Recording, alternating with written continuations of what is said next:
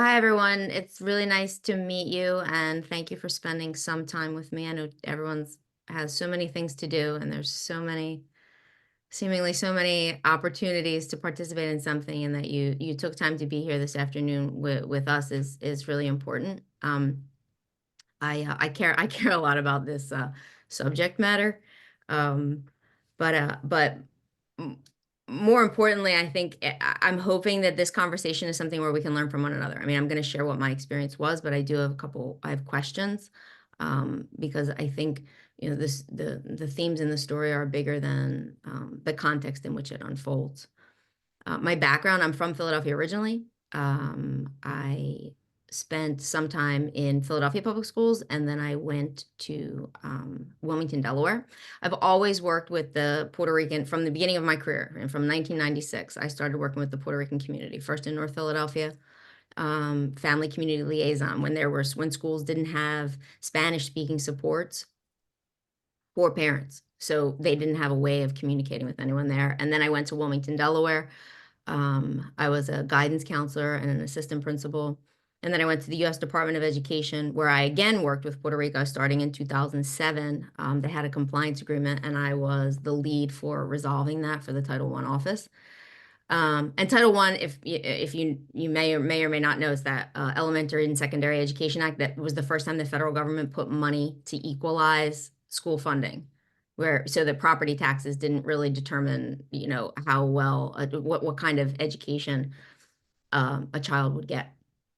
So from there, I started a consulting firm, and then in 2016, the recently elected governor of Puerto Rico was looking for someone to be Secretary of Education. So um, that led me to this role as Secretary of Education, which I'll talk a little bit about. And then from there, I mean, education has always been important to me. I've taught as an adjunct for probably over a decade. And I did Lori's course. I did the Inside-Out course. I have some experience with prison education inside, and then I've done a lot of work with um, workforce development programs in Philadelphia and nationally, supporting returning citizens. So that's a little bit about my background. And this story, I'm going to share my screen, but the book is called Eye of the Storm. And I'm going to share. Can you see that okay? Yeah? Okay. So it's a memoir with a historical context. And so on the bottom left, it's when I was appointed secretary. And that was it was a monumental moment, I think, in my life. I really didn't want to go. I sort of walked away from everything to take the position, but I went because um, I felt that I had worked for, almost 2 decades trying to solve the problem or improve situation in Puerto Rico, with the public education system that had been failing for, decades. And so I went and I said, okay, I'm gonna try. Not realizing a lot of sort of what I represented and how, just the cultural differences between for a white woman going to Puerto Rico, to then become head of the public school system and to have to operate in a language that wasn't my first language. So Spanish wasn't so I didn't do very well communicating. And you can imagine in that kind of situation, communication is kind of important. And then in September of 2017, Hurricane Maria hit. Well, first we had Irma and then we had Maria. They were both devastating. And I don't think the island really came back to full operating until well into, 2018. There were communities that had no electricity for just unacceptable periods of time. But all in all, on the top right, the experience with the kids was good. The experience going into the schools was good. But the public school system, that picture on the bottom right, it's really underfunded.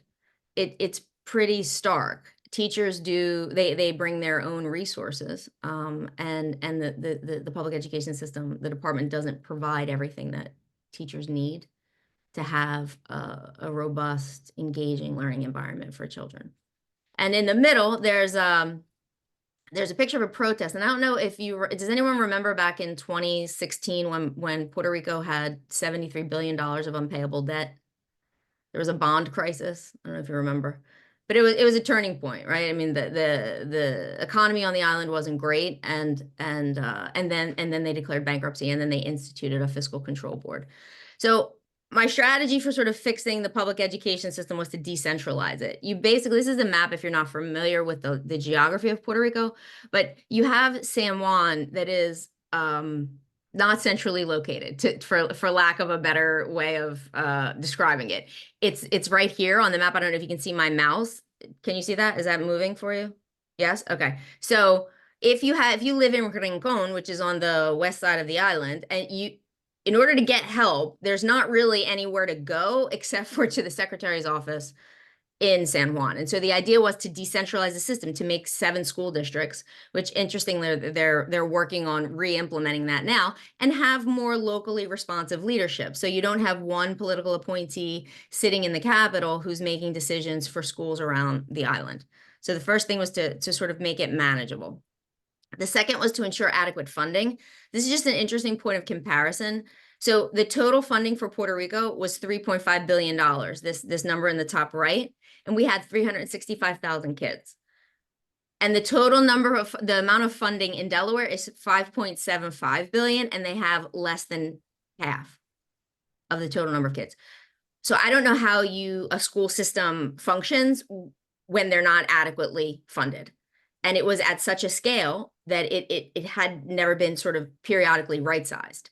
So the numbers were way out of whack. And we have the $73 billion worth of unpayable debt and a fiscal control board that's recommending closing schools. So under my leadership, there were 450 schools that were closed because we consolidated the resources that we had to be able to spread them more equitably across the existing system. The achievement in Puerto Rico isn't, it's never been strong. You see on the left-hand side here, I mean, the United States scores, we're not doing so well generally, but Puerto Rico is ranking well below the United States and then ranking below other countries. And really, it's about 3 out of 10 students that can do math on grade level and 4 out of 10 that can read on grade level. I'm sorry, 5 out of 10, but then English, there's fewer students that can read on grade level. All the instruction happens in English. So I don't think that anyone would say that this is an indication of a highly successful, well-functioning school system. You have first the problem of you have to drive 2 hours to get any help. There's no local leadership that's responsible to the community. 2, it's not funded adequately. There's not enough resources in each of the places. And 3, you have evidence that children are not learning. So we set about implementing reforms to create a per pupil allocation, to request more money. We passed an education reform bill. There hadn't been one since the late 90s, to really sort of bring everything up to where the other states and other jurisdictions in the United States were. It was a lot of change really fast. We implemented all of this in about 24 months. And I think one of the big mistakes that I made was that I went too far too fast, not really bringing people along in the process. I thought that explaining the rational numbers to the public was going to be sufficient, and it clearly wasn't. You needed to lead with hearts and minds and not necessarily feet, and I needed to connect differently. But again, I had my own cultural background, I had my own blind spots, and I had my own weaknesses in terms of communication. We also passed a charter school reform bill, and that the unions were very unhappy with the idea that charter schools would be brought to Puerto Rico. And the notion was that we were privatizing the system. Now, 6 years later, you have schools like Vimenti and you have schools like LEAP that are highly successful, and they're really beacons of light and demonstrate the opportunity and what public education in Puerto Rico could be. But there was a lot of pushback. So, I mean, I was, loathed would be an understatement, all right? Despised. There was a lot of anger and animosity. There were threats of physical violence. There were personal and physical attacks. There was, this constant threat. It was an environment where you couldn't feel safe because there was so much tension.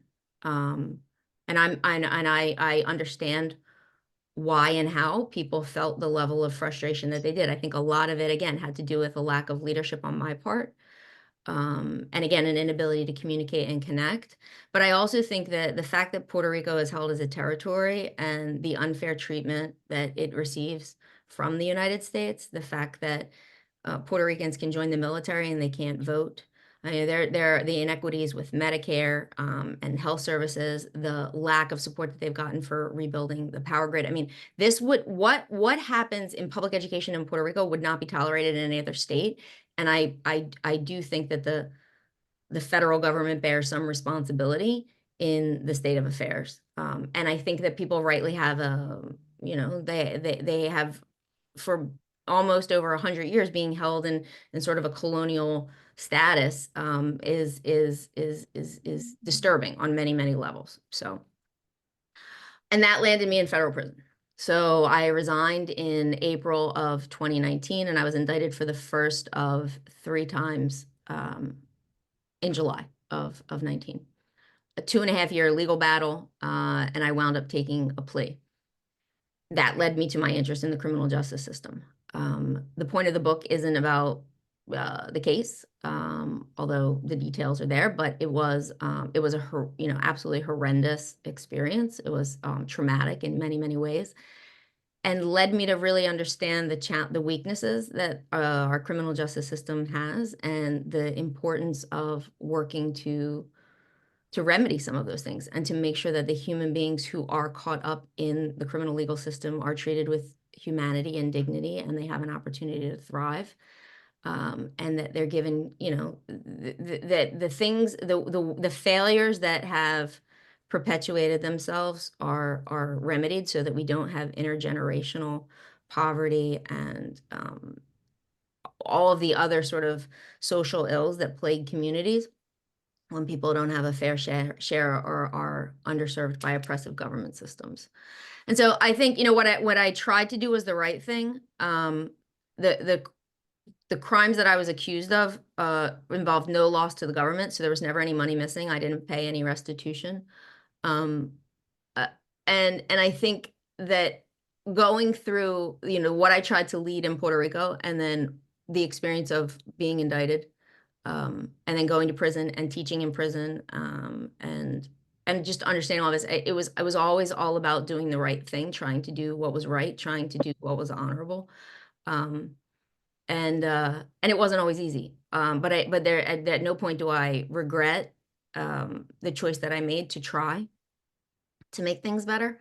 I do wish I did it differently. I think now I've learned a lot about just humanity and leadership, and sort of I can see my own failings, but I don't wish that I didn't try, despite the real catastrophe it brought to my life. So the narrative itself is about equity and access to education, the intersection of government and politics. If you've tracked anything in Puerto Rico's local news, the stories of corruption are pretty much, every other week there's some either case or some alluding to that there's a corruption case.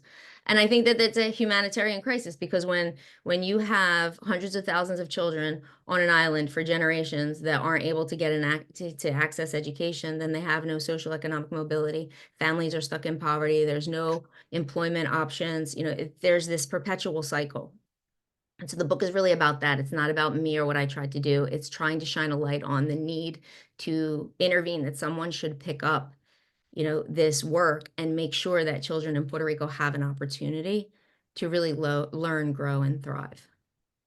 And so the universal themes, I think, that are relevant to the Inside-Out community are kind of the transformative power of education. I mean, those of us who have taught Inside-Out and have seen prison education, education changes lives, it changes perspectives.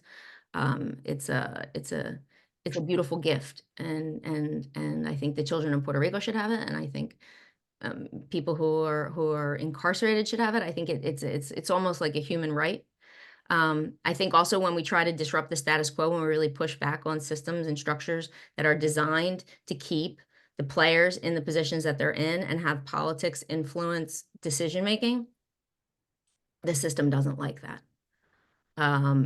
When faced with those kinds of challenges, the importance of resilience and determination, and we don't give up easy just because, if it was easy to go into prison and teach and the facility was just so friendly and so cooperative and everything just worked and you never had a problem, it would be easy to go. If it was it takes a lot to keep showing up in a place where you're trying to do the right thing. And again, the right thing to do and the easiest thing to do and the hardest thing to do are usually the same. And then the importance of being courageous and being honest and truthful about the realities that are there. And I wouldn't go so far as to say speak truth to power, but the idea is that we're going to call things what they are, because by naming them, we recognize them, and then we can commit to working to improve the situation. So at this point, I mean, I'm happy to answer any questions, but I do have questions for the group about your experience teaching, and how I'd love to hear from you what it was like, when you've had this experience of seeing education sort of transform a life.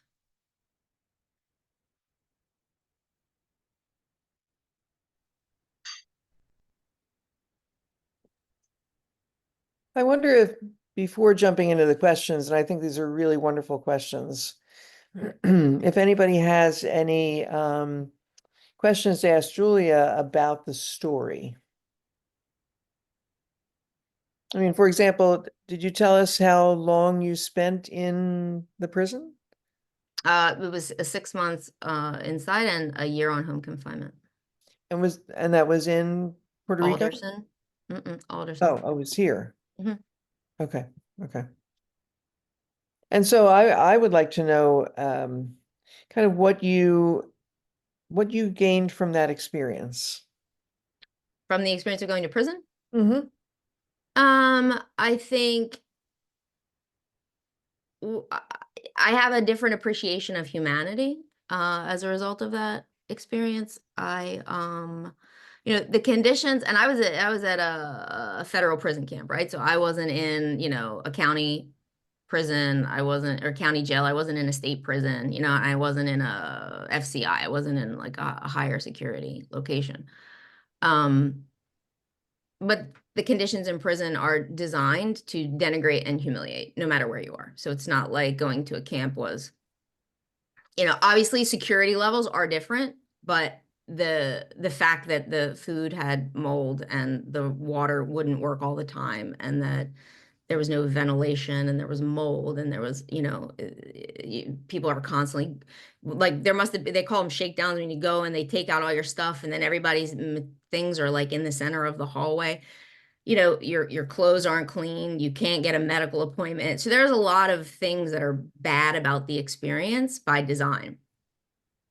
But in those moments, and who I met and who I became friends with, and I became friends with actually a group of Puerto Rican women that I'm still connected with today, who I taught an ESL class.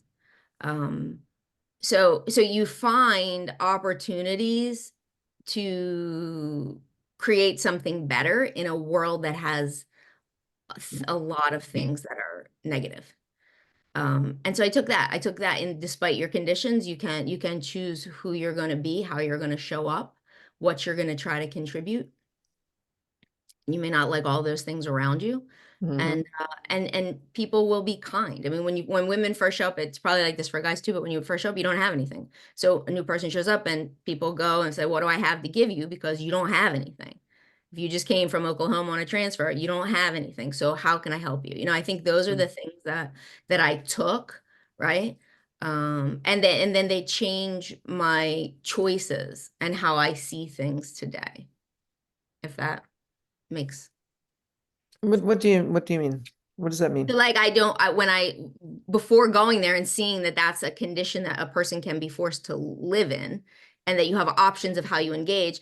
If I go out and I'm frustrated because I'm in traffic, Yeah. I'm not really frustrated because I'm in traffic. You know what I mean? And the person in the other car, just like I watched all the women around me, might have had something really, really terrible happen to her or her family. Girl next to me, her parents died, and she couldn't go to the funeral, and she had 3 kids.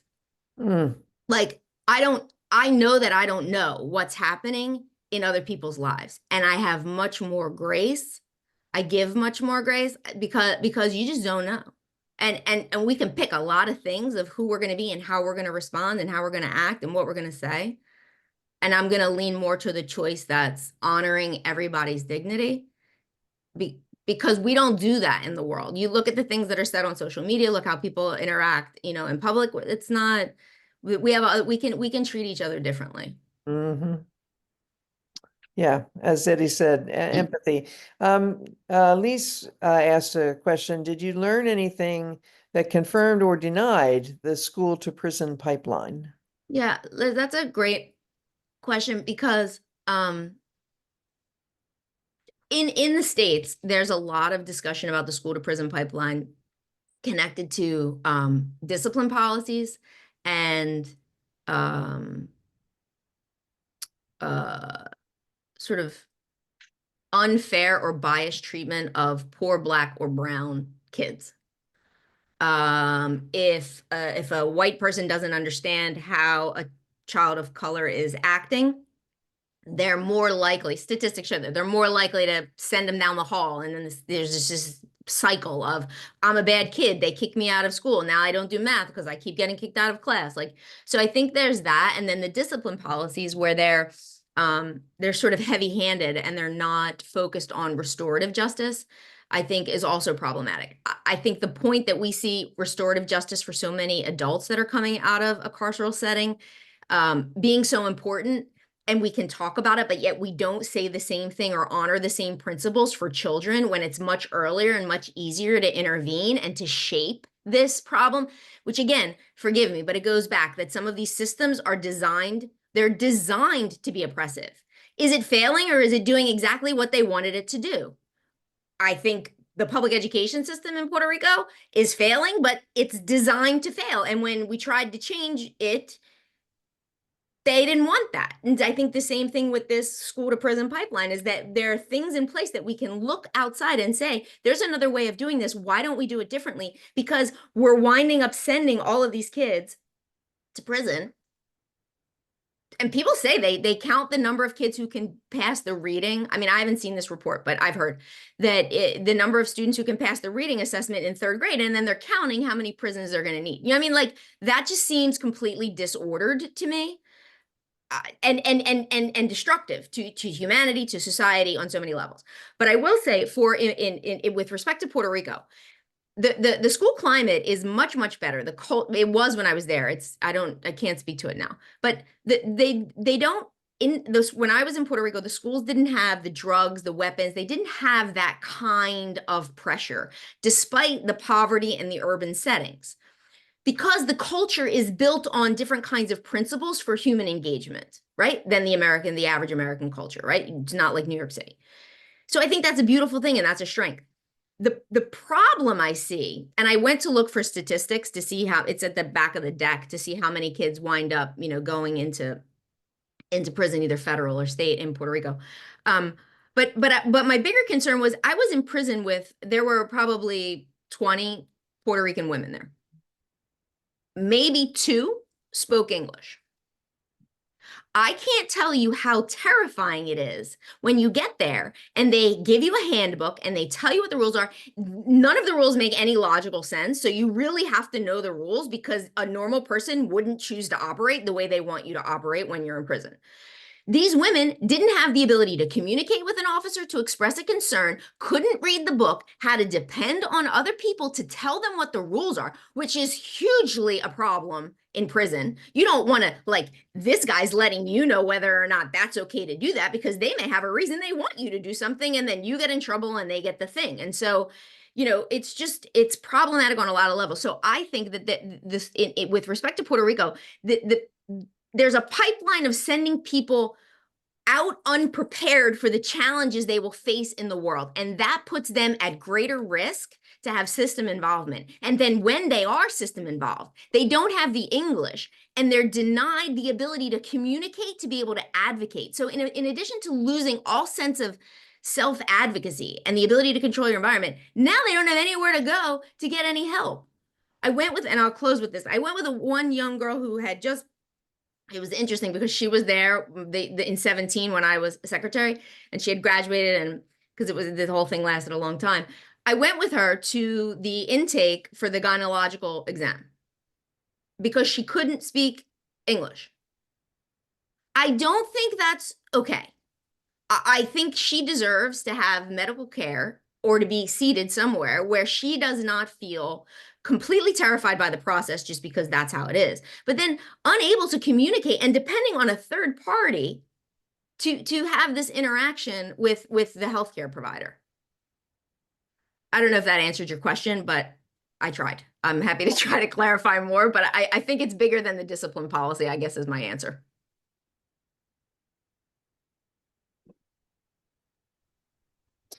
Okay, so do we want to look at the questions that you raised? Why don't you kind of ask us the question? Sure. Yes. Yeah, I'm just interested, like, Excuse me. uh-huh. This is Raymond. I haven't read your book. I'm not familiar with your story about how you were in prison in the first place. Uh-huh. I appreciate a brief synopsis of that. So I resigned in April of 2019. I was secretary for 24 months, 28 months.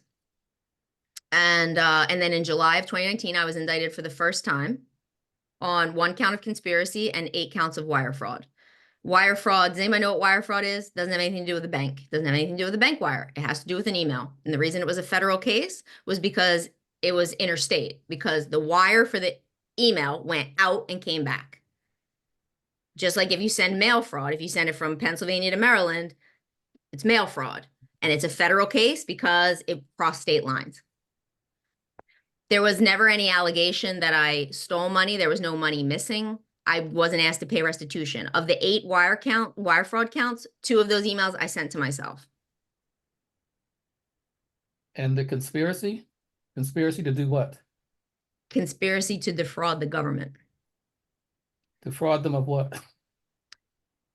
At issue was a contract, and there's a Supreme Court case. It was the Kelly case, decided in 2020, indicating that, well, actually there was precedent before, but it went up again, that a contract is not like a material interest. There's no pecuniary interest for a contract. The contract is the potential for value, but it's not a thing. It's not $100. It's not a check. So again, and then those 9 charges, 13 months later, were dropped. So in August of 2020, I was charged, they dropped the entire first case. And they came with a whole new set of charges. This time, I think it was like 25. All different charges. Now it's bribery. Now it's, so there's still some wire fraud. There's conspiracy and aggravated identity theft. 2 counts of aggravated identity theft, each of which carry a 2-year mandatory minimum that has to be served consecutively. So right there, I've got 4 years in prison. And the wire fraud charges carried a maximum exposure of 20 years. Wow, that sounds overwhelming, confusing, and terrifying to face. Yep. Like that. And I'll go back to what I said before. Murky to me. It's still murky to me. I'm listening to you. So and then what happened? If you take money from the government, if you steal money, they ask you for restitution. You have to give it back. There was no restitution in my case because I didn't take any money.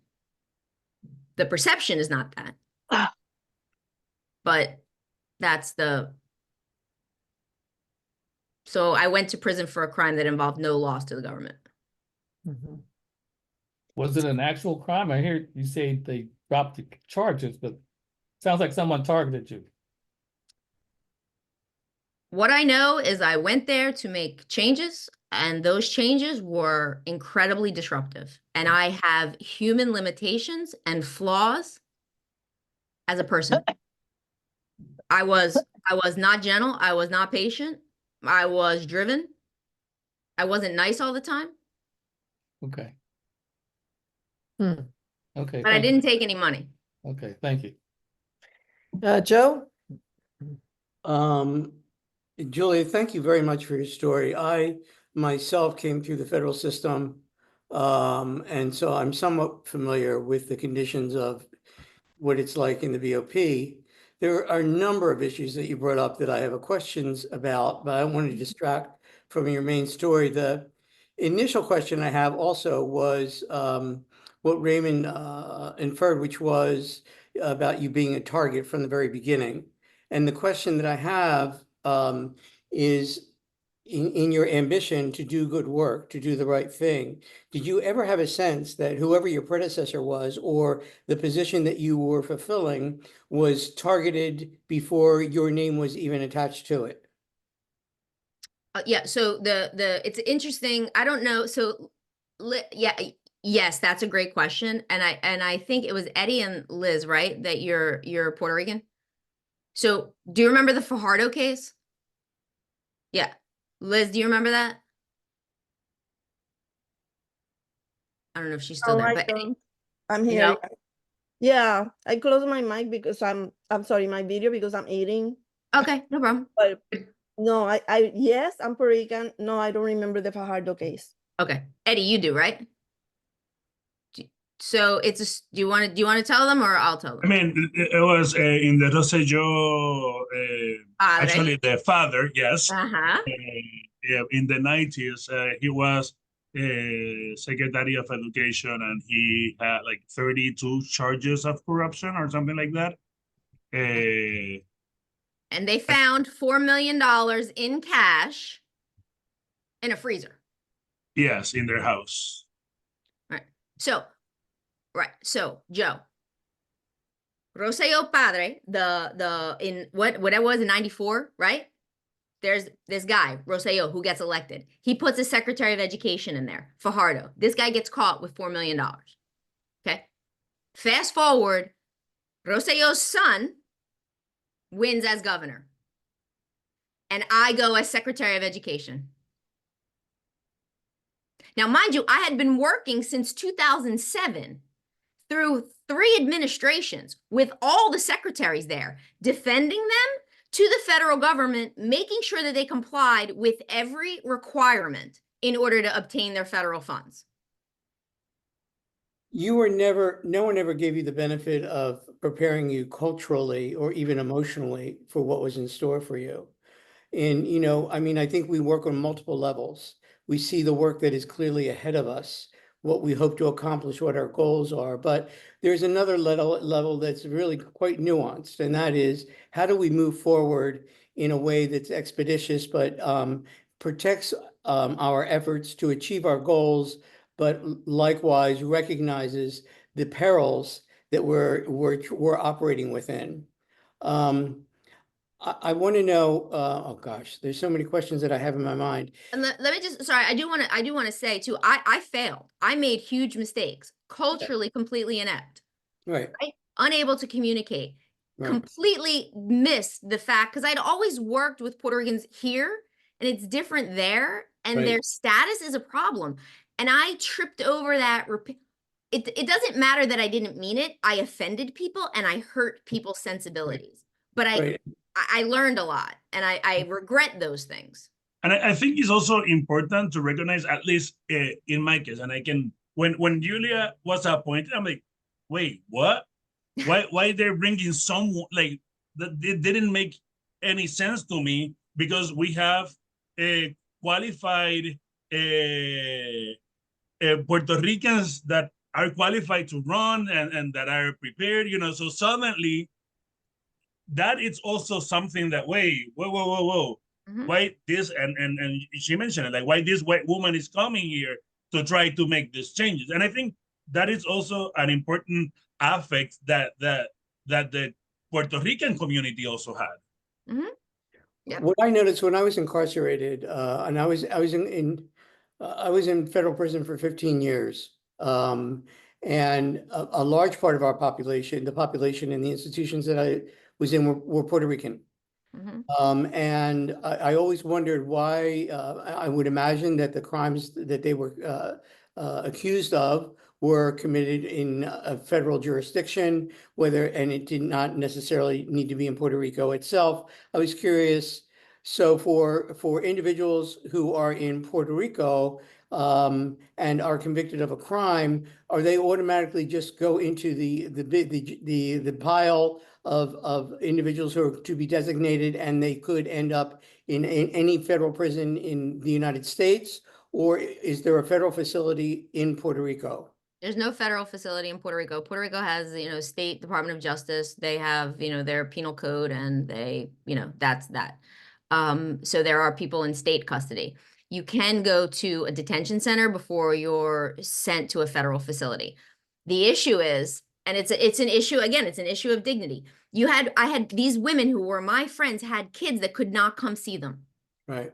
Because you can't just get on a plane. I mean, some people can't even drive from Maryland to West Virginia, Right. let alone and then my one friend, Isa, she had her daughter was with her, then with her sister, then went to Manatee for a year, and then went back to the States. I mean, you can't do this to people. Like, because now we're creating problems for the child, and the woman had a 15-year sentence. So no, there's no federal facility, and the 500-mile rule apparently doesn't apply.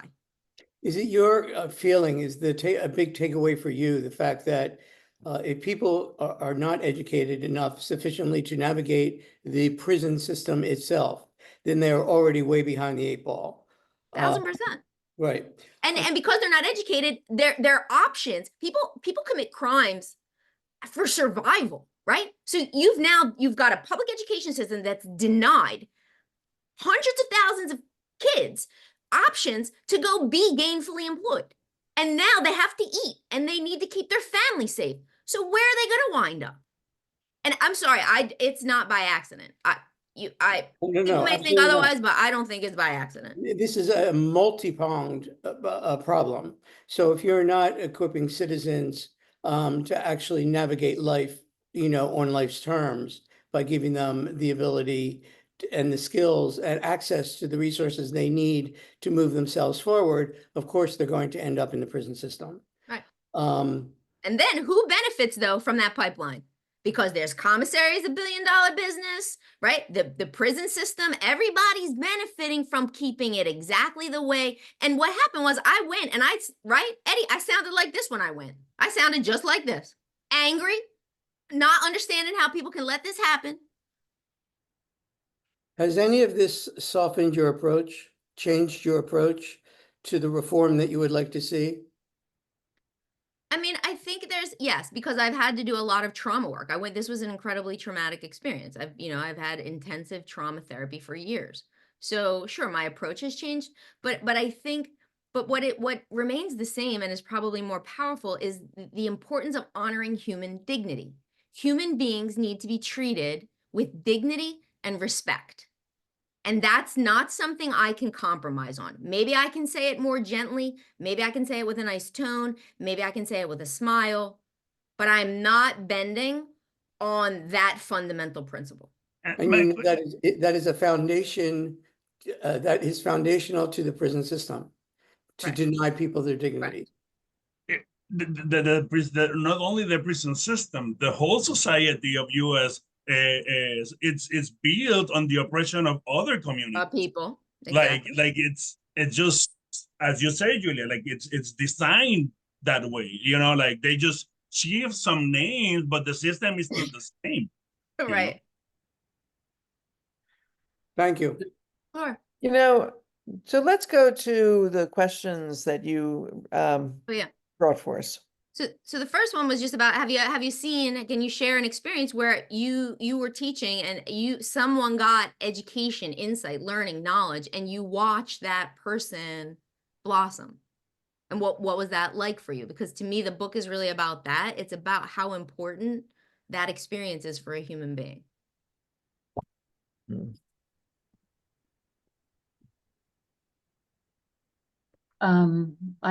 I can speak to that a little bit. Again, I'm only in my first class, my first cohort, but we just had our 9th joint class last night and are working on group projects. And last week, I learned from the program director at the prison that one of the young men, inside students in our class, has become a law clerk. Oh, get out. That's great. No interest in being a law clerk, no the prison people didn't even know him from anybody. He's a young man. He's 23. He's been in the system really since he was 13 years old, and Wow. direct filed in Florida as an adult at 16 on a felony murder charge where he didn't fire the gun.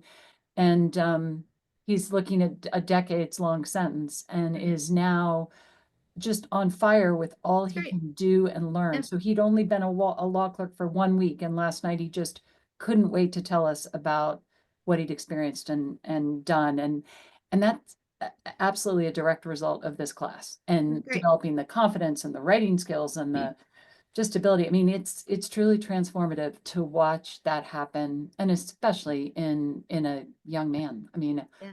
you know, That's amazing. yeah, it's been Thanks for sharing that. really powerful. Mm. Okay. We'll go to the next one. So disrupting the status quo, and Eddie, you were kind of, talking about this a little bit by changing the names. Have you ever tried to challenge something?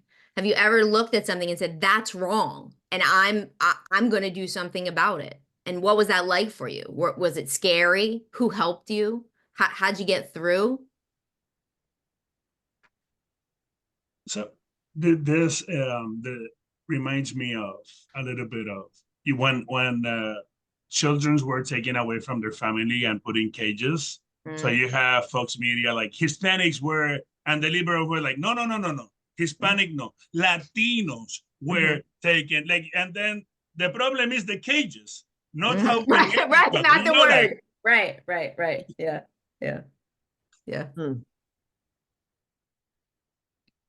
Mm. I mean, I feel like everyone here, you joined this, you're on this listserv because in one way or another, big or small, you live your life in a way that is advocating for change and not letting inhumane conditions persist. I'm struggling with your question of cognitive change in a dehumanizing environment, in a colonial environment, as I perceive Puerto Rico. So we're asking people to bypass the emotional and somatic challenges. How do you think when you're in pain or fear? So it takes thinking to do cognitive work in terms of education, as I understand it. So our whole system, we put people in cages and expecting them to change. So if you dehumanize people consistently, how do you expect change to happen to the person who's supposedly in a prison to be transformed? But you have prisons that are designed not to transform people. So I just find it challenging listening to the discussion.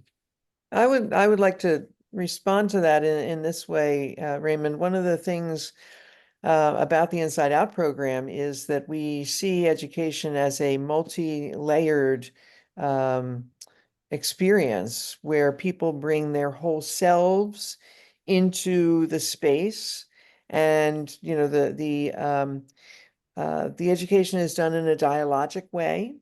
And so all of those dimensions that you're talking about are very present in the room and in the process of learning. And kind of what's a thrill to me is that when we have these trainings of college and university instructors, at the end of the training is usually a week long. A number of people have said, well, I feel like I'm ready to teach Inside Out now, but I'm going to also teach my classes on campus differently.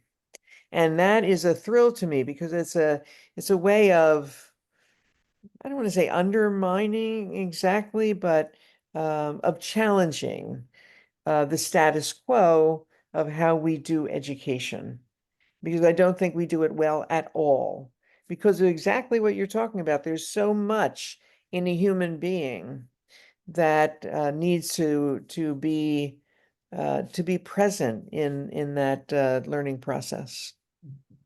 Thank you, Lori. I haven't been through the Inside Out process or the training, so thank you for that Well, context. you can be. Okay. Next one is, how do you stay committed and resilient?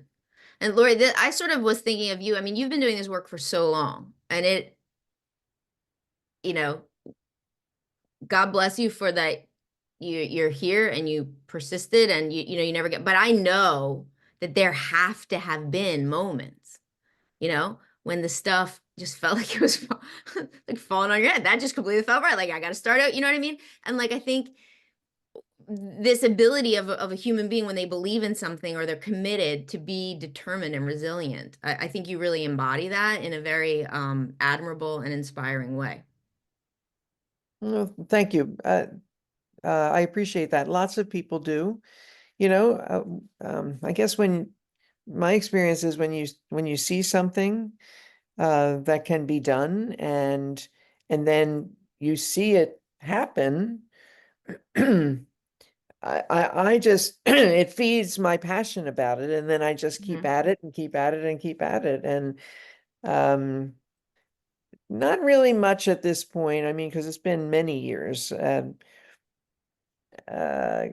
gets me down about this stuff. I mean, it is tough bumping up against the administrations of some of these places sometimes. But the long picture of that is that that there are ebbs and flows, and that sometimes it depends on who's in charge and what they'll allow, and kind of trying to remember the bigger picture that that person or that group of people won't be in charge forever, and that Right. things will, so. And I think for those who know Puerto Rican politics, I mean, I think that's like the thing we're just waiting for. Hopefully they won't, these people won't be in power forever, because it's been like this for a very, very, very long time. And we need something different. And maybe, in my error was confronting that and just running headlong into that. I mean, like, we're not waiting anymore, but clearly that didn't work as a strategy. Okay. And then the last one, have you ever felt like you needed to step up and say something for someone or someone else or a student, or you see something, and you've got to say the thing. You've got to do the thing. You've got to be on, the tip of the spear. And so I'm asking, these are the questions that are really, that's what the book is about. The book is not about me. It's about the public education system there, so that people understand the reality that we're dealing with. And then two, it's trying to ask these questions because someone else needs to pick up this battle and every other battle to make the world a better place, and to combat the injustice that certain people are exposed to day in and day out.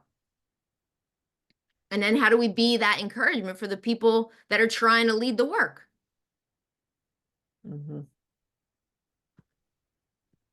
So these are the things that I learned from my experience. I was focused, and if my advice is good for anything, I lost the larger context.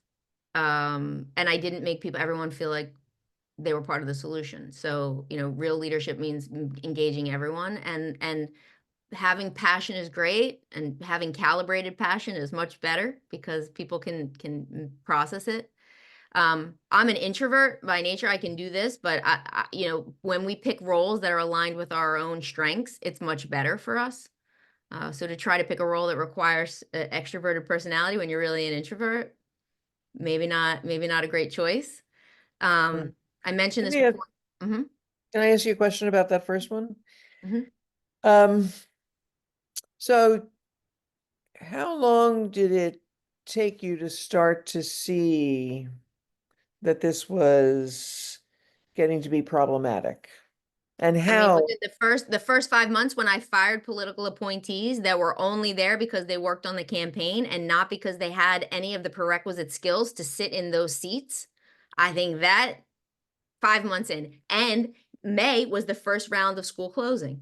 So that was it. I mean, at that point, the course was set, and it only got worse the more reforms that I put in place.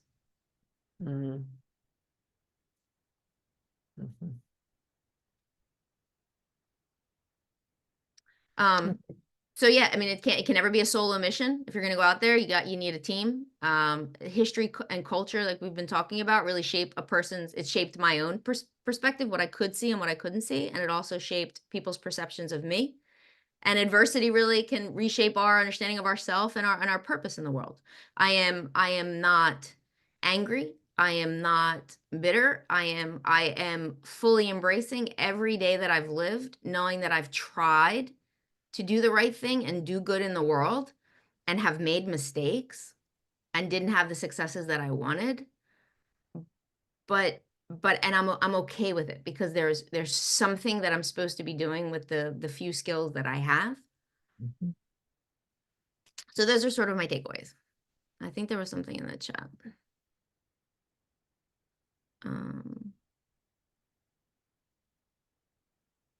I love the word or the phrase uncalibrated passion.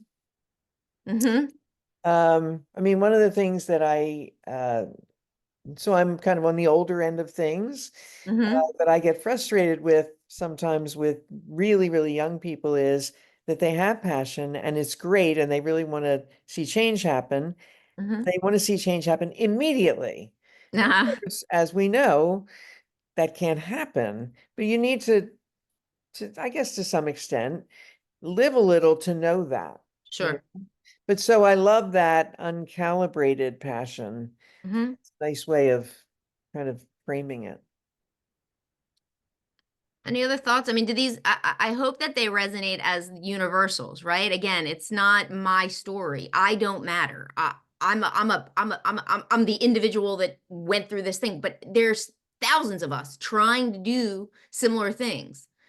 And I think, again, you asked me like, what's the difference? How I choose to engage the world. And it's a result of these experiences. So they were devastating to live through, but I wouldn't trade any one of them.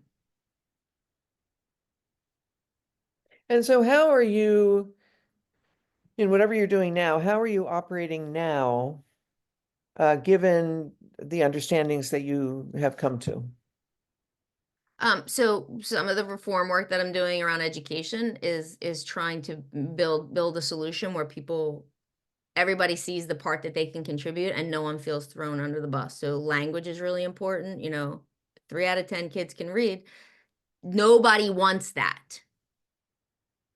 Instead of saying, how can you let this be? The other thing that I'll say in Spanish too is like just an interesting thing that popped in my mind that I think is a linguistic nuance.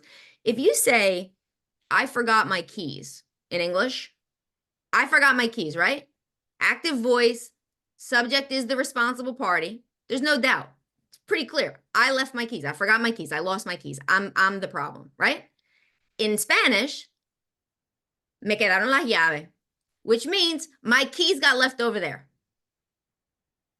It's a minor point, but when you're talking to someone, if you're constantly using I or you and speaking in active voice in an environment where people are offended by that and they feel blamed and persecuted because their own linguistic structure doesn't accommodate for that kind of approach, right? So this is what I've learned. This is what I'm doing differently. So I think about that, and then I think about how to even do that in English. How could I say this more gently to make people feel like they're part of it? Because now I'm sensitive in ways that, but again, I didn't do it on purpose. Like I wasn't trying to be mean. You know what I mean? I was just struggling to communicate. Mm-hmm. Mm-hmm. And I'm like so great. I'm so great with all my flaws. Like I have so many of them that I should be working on all the time. But it gives me more grace with other people. Mm-hmm. Because I know I've got a lot to work on. As we all do, yeah. So what other thoughts or questions do folks have that have come up through this conversation? I mean, you've touched on a lot of things. I mean, is it interest? How do you hear the story? Is the story interesting? I mean, you can tell me no. I mean, you can be like, this is the craziest story I ever heard and it doesn't make any sense. Or, that's really, like, I'm just curious how it lands on you. If you wouldn't mind sharing with me a little bit. Mm-hmm. Julia, I appreciate your vulnerability and owning your part of the process. So that's, for for me is and refreshing. Oh, thanks. The other thing, as a person of African descent, I could close my eyes and say, "Oh, you're one of us." Mm-hmm.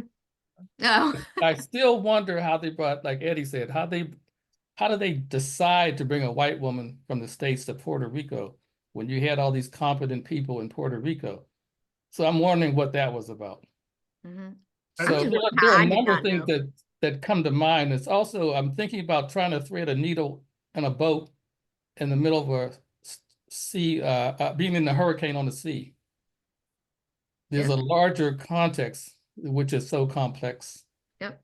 I mean, you're focused on changing the educational system in the context of a colonial system, as I perceive it. That's my judgment. Correct. That's correct. So That's how correct. do you I didn't do know that? that when I went in. Yeah, it's designed not to work, and they bring you in who is not part of the culture. I'm going, what's that about? So I've had more questions than answers, Mm. and I appreciate you, taking the baton and running with it. However, I wonder sometimes if part of your enthusiasm allowed you not to see the storm you were heading into, and the people invited you into the storm for a reason. I don't know. I have more questions. I wonder. Yeah. And I'm thinking about the larger context that you talked about. In 2 weeks, we will know what context we will be living in That's right. after the election. So that scares me that you have millions of people who are still here functioning even though the election's over, who are advocating on one side or the other. Mm-hmm. That's the painful, scary part for me that we have to face in 2 weeks. Yep. So there are a number of questions that, but I appreciate you being vulnerable and sharing your story and your Thanks. experience. That's my takeaway. Thank you. Yes, thank you. Julia, I want to also share my appreciation. My friend just told me, hey, there's going to be a person that wrote a book on Puerto Rican education. I'm like, oh, that sounds interesting. Let's go. And then suddenly, Julia Keleher, I'm like, oh, no. Oh, no. Like that was my first reaction. Like, I get it. I get it. But then like when I started hearing you and I started hearing your passion, I'm like, oh, wow. So I love that you're using your story to make the connection with the historical systemic issues, which I think is what a lot of time people miss, because you need to share the story. Yeah, share the story, but connect it with right, with the system, connected Correct. with how this continue to perpetuate, right? Like Correct. so I really appreciate that. I think you're modeling something that hopefully people who are in the struggle can take, and adopt. And as Raymond was mentioned, I'm like, oh, you're one of us too. Like it sounded like, and this is what we, I think a lot of us have been talking, like how white supremacy affects us all. Sure. Like it affects everybody, and I think that you are sharing it, how it even affects white people, like so I think this is important work. So thank you so All much. right. Thank you. Thanks for your feedback. That is a great point, Eddie. I also want to add that I put our brochure in the chat if anybody's interested in downloading that. Any last thoughts before we wrap? Julia, was this what you were envisioning, hoping for? I think so. I mean, I appreciate the feedback. I think what's settling for me is that it's coming across as there's something wrong and we're all seeing it. And this is about strengthening the force to create that change because human dignity matters. And I appreciate how kind and gracious everyone has been in listening to my story and for giving me your feedback and for spending this time. I mean, you have a million things you could be doing, and you shared this time here. And if I can be of assistance in any way, I'm a phone call or an email, You want to put your contact information in the chat? Sure. And so while you're doing that, we have some other Zooms that will be coming up over the next couple of weeks. And so we'll be sending them out through both our listserv and our mailing list.